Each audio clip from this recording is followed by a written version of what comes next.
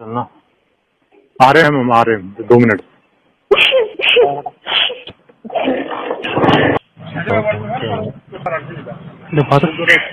Hello ma'am, ma'am पहले बोल रहा हूँ क्या हो गया? प्लीज मेरा बैग ऊपर जा दो दुकान तक। चलो गाड़ी घुमा। दोस्तों, कुछ सुना आपने? ये कौन है ये बेटी? ये कौन बेटी है जो चिल्ला चिल्ला के कह रही है मुझे बचाओ? क्या होगा दोस्तों? ये देवभूमि क्यों दानव भूमि बनने जा रही है? मुझे तो जब मैंने इस घटना को सुना दोस्तों, कल रात में 2 बजे तक सो नहीं पाया। और उसके बाद ये चीज़ वैसे बताने योग्य नहीं है कि अपने वहाँ पे मैं अपने कमरे में पहले फूट फूट के रोया।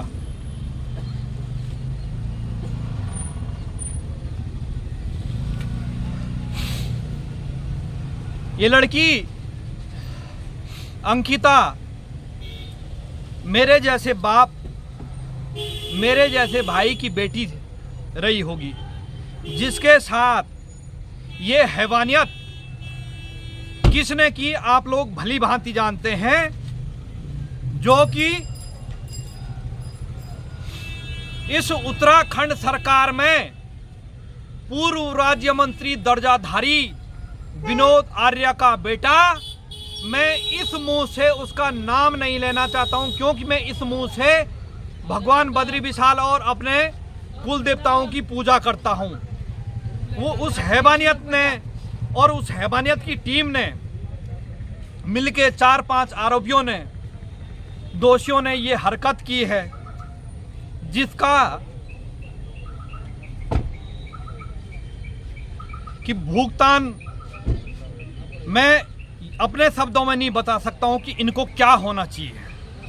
कितनी बड़ी विडंबना की बात है। रमेश पोखरियाल जब मुख्यमंत्री थे तो उस समय इसका बाप राज्य मंत्री रह चुका है और भाई भी इसका वर्तमान में राज्य मंत्री है। दोस्तों, आप लोगों को मैं कई बार जो है अवगत करा चुका हूं, बोया पेड़ बबूल का आम कहां से खाएं, क्योंकि राज्य मंत्री की परिभाषा मेरी अपने विचारधारा और मेरी दृष्टि में इस प्रकार से है कि बेटा, राज्य मंत्री का मतलब यह है कि तू खाता पीता रहे, तेरे को गाड़ी है, बंगला है और गनर है और पैसे जो मर्जी तू ले ले सरकार से।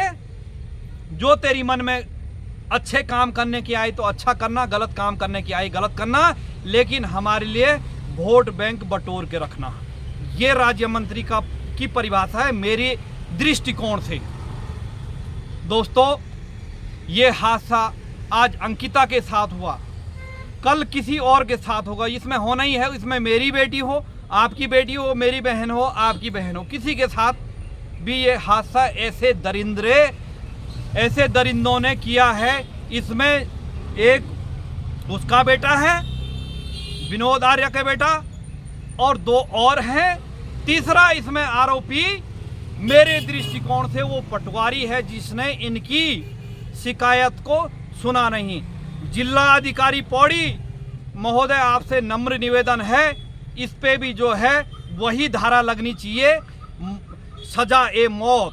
इसको भी जो है फांसी की सजा होनी चाहिए और ये जो और दरिंदे हैं इनको भी फांसी की सजा कम से कम मेरे दृष्टिकोण से होनी चाहिए। यदि मैं अपनी सजा आपके सामने आपके सम्मुख रखूंगा तो आपकी भी जो है रूहें कांप जाएगी। मेरी सजा कुछ और थी, लेकिन उसको मैं अभी इस वीडियो के माध्यम से नहीं बोल सकता हूं। लेकिन दोस्तों, अभी वर्तमान में मैं जहां पे हूं, ये एम्स का इलाका है।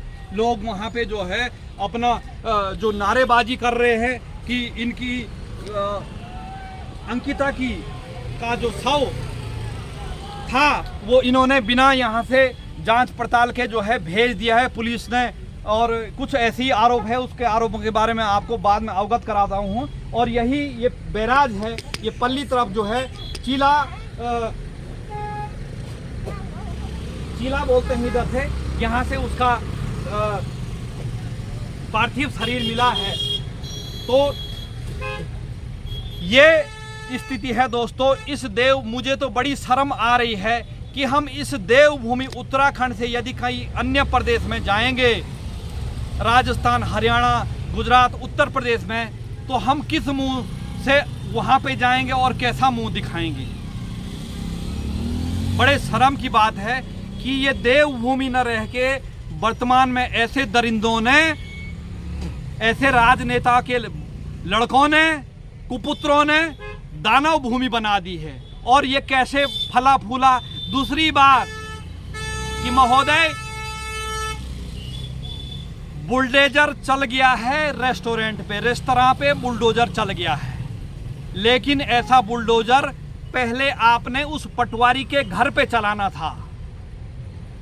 और आप लोगों को अवगत है कि वो लड़की किस चीज का शिकार हुई थी। क्योंकि वो वहां पे अपने पिताजी के कंधे से कंधा मिला के ये चाहती थी कि मेरा पिताजी गरीब है, मैं कुछ धन कमाऊं, ईमानदारी का धन कमाऊं, इज्जत की, शोहरत का धन कमा के अपने पिताजी की मदद करूं। लेकिन दोस्तों, ऐसे दरिंदे, अभी ऐसी बात नहीं है, इस प्रदेश में, इस देश में ऐसे न जाने कितने होते होंगे जो है जिनकी फाइलें नीचे दबी होगी, जिनकी जांच नहीं होती। धन्य हो उस व्यक्ति ने जिसने ये मदद की है उस बालिका की, कि उसका जो है, जो ये वीडियो और ऑडियो वायरल किया है, कि जो जिससे पूरी दुनिया की आंखें खुल जाए। क्योंकि उसको ये फिर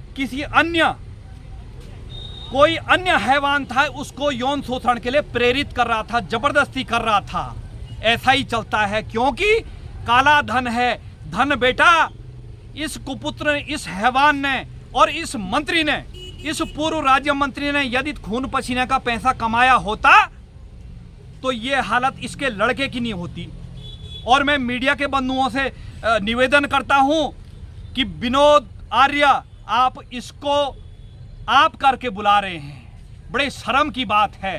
क्योंकि इसी का तो खून है, वो विनोद आर्य का तो खून है। इससे क्या क्या क्या प्रेरणा मिलती है समाज में, किस प्रकार की प्रेरणा मिलती है? ऐसा ही चलता रहेगा दोस्तों। आवाज नहीं उठी और अपने अपने स्तर से इसको, इन तीनों को, चारों को, जो भी एक, वो भी उसके पीछे भी जांच चलनी चाहिए, जिसके लिए वो बाध्य कर रहा था कि इसके साथ जो है यौन शोषण के लिए जो है उसका फिर बाध्य कर रहा था उस यौन शोषण के लिए, वो भी गिरफ्तार होना चाहिए। उसको भी, चारों को फांसी की सजा, जितने भी दोषी हैं सबको फांसी की सजा मिलनी चाहिए। और इसमें जो पटवारी है, पटवारी को भी फांसी की सजा मिलनी चाहिए, उसके घर पे भी बुलडोजर लगना चाहिए। दूसरी बात, माननीय यशस्वी हमारे मुख्यमंत्री महोदय पुष्कर सिंह धामी जी, बुलडोजर चलाने की इतनी क्या जल्दी थी? क्योंकि भारतीय जनता पार्टी का नेता था। अभी सवाल इतने खड़े होंगे, और होने भी चाहिए, बुलडोजर चलाना था तो थोड़ा विलंब से चलाते, क्योंकि सीसीटीवी खंगाले जाते हैं। वही मंत्री विनोद आर्य कह रहा है कि कुछ कंस्ट्रक्शन का काम चल रहा था। क्योंकि बेटा, ये जो रेस्तरां बना था ना, ये इस जनता के टैक्स के पैसों का बना था। ये किसी की जो है, किसी ने खून पसीने, कोई मजदूरी दिहाड़ी, कोई सेना में नौकरी करके नहीं कमाया था तूने। और इसका ये अंजाम अभी पता चल रहा है। और मैं सभी देशवासियों से नम्र निवेदन करता हूं कि दोस्तों, इसका एक मित्र और जो उत्तर प्रदेश का, कोरोना काल में उत्तरकाशी में कोई अवैध रूप से गए थे लॉकडाउन के टाइम पे, कोरोना काल के टाइम पे, और इन्होंने वहां भी अभद्रता की। और उत्तर प्रदेश का वो व्यक्ति नहीं जो नेता बोलते हैं, वैसे तो नेता का इन्होंने जो है, जो नेता शब्द है उसको बदनाम कर रखा है, लेकिन वो नेता त्रिपाठी इसके साथ मिलके उत्तरकाशी में गया था।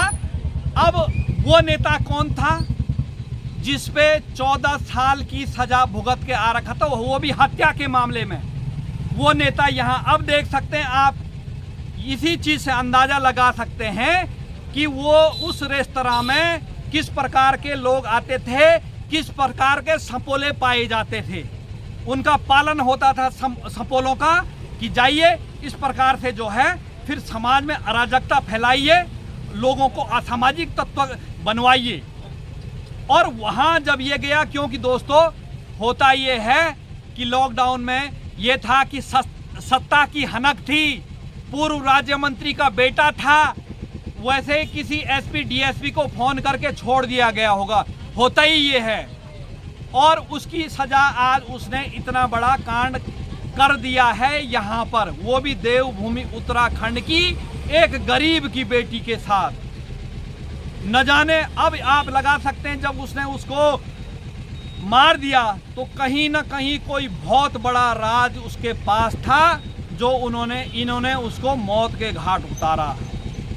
और हमारे पहाड़ में कहावत है दोस्तों, चोर जो सीखता है वो सुई से सीखता है। यदि ये उसी लॉकडाउन में इसको कारागार भेजा जाता तो आज ये स्थिति अंकिता बेटी की नहीं होती। और मैं आप लोगों को इस वीडियो के माध्यम से अवगत कराना चाहता हूं, आपसे विनम्र निवेदन है मेरा कि दोस्तों इस वीडियो को, और वीडियो करें ना करें, इस वीडियो को ज़्यादा से ज़्यादा शेयर करें। शेयर इसलिए करें कि मैं कल रात को 2 बजे जब रो के शांत हुआ, पानी पिया, तो मैंने उस समय ये प्रण कर लिया कि दोस्तों ये पूर्व सैनिक, ये शरीर समाज के लिए, उत्तराखंड नहीं भारत की बेटियों के लिए समर्पित है, भारत के बेटों के लिए समर्पित है, भारत के बुजुर्गों के लिए समर्पित है। वो किसी भी स्तर का हो, यदि मेरे लायक कोई सेवा हो, इस प्रकार का किसी के साथ प्रताड़ना हो रही होगी, लेकिन वो घुट रहे होंगे।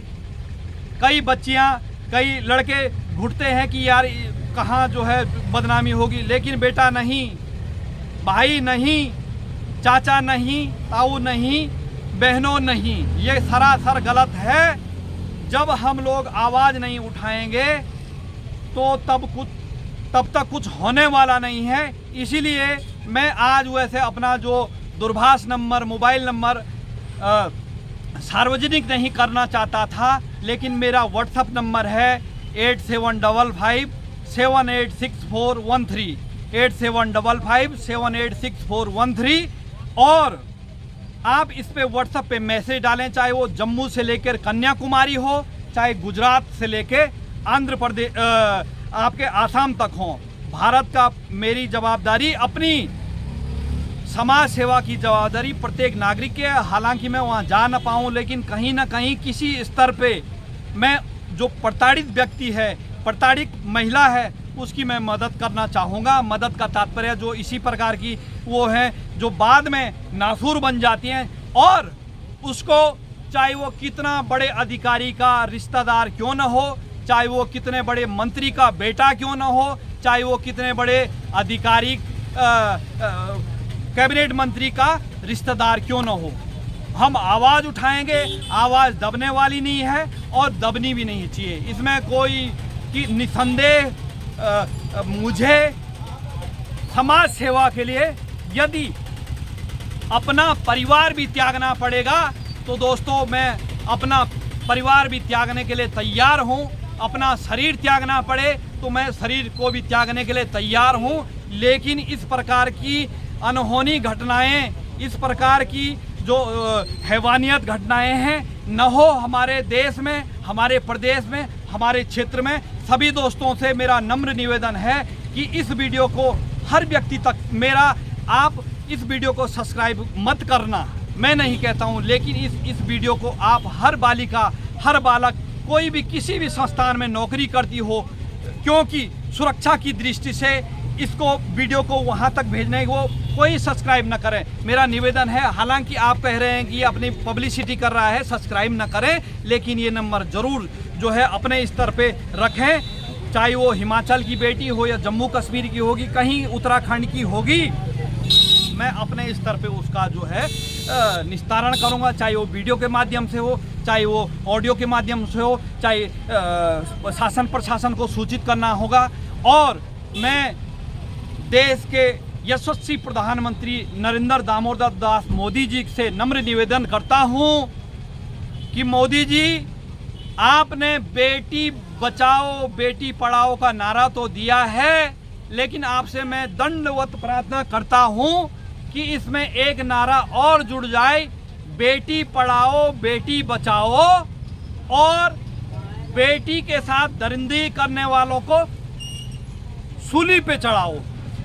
ये नारा होना चाहिए। और आप लोगों की दृष्टि से कौन सी सजा मिलनी चाहिए, क्योंकि इस देश में, इस प्रदेश में किसी मंत्री का बेटा, किसी मंत्री की बेटी होती, किसी राजनेता की बेटी होती तो अब तक पृथ्वी ऐसे काम जाती। लेकिन दोस्तों, ये गरीब की बेटी है, इसलिए ये नाइंसाफी हो रही है। और आज उस अंकिता की बारी आई, ऐसी स्थिति रही तो कल हमारी बहन बेटियों की बारी भी आ सकती है। और कम से कम इनको 1 साल के अंदर अंदर फांसी की सजा कम से कम होनी चाहिए। मैं इन्हीं शब्दों के साथ एक बार अंकिता बेटी को मेरा जिस भी लोक में वो हों, भगवान बद्री विशाल उनको अपने चरणों में जगह दे। और एक बार बेटा अंकिता के लिए ओम शांति शांति शांति। और इन हैवानों के लिए, जितने भी हैवान, पटवारी और 3 और जो एक और था जिसके लिए बाध्य किया था उसने, जो 5 थे, उनके नाम पे फू फू फू। और ये इनके जिन्होंने इनको संस्कार दिया उनके नाम पे भी ये फू है मेरा। और सारे व्यक्ति इस प्रकार के इनके ग्रहों को, इनकी जो औकात है, इसी प्रकार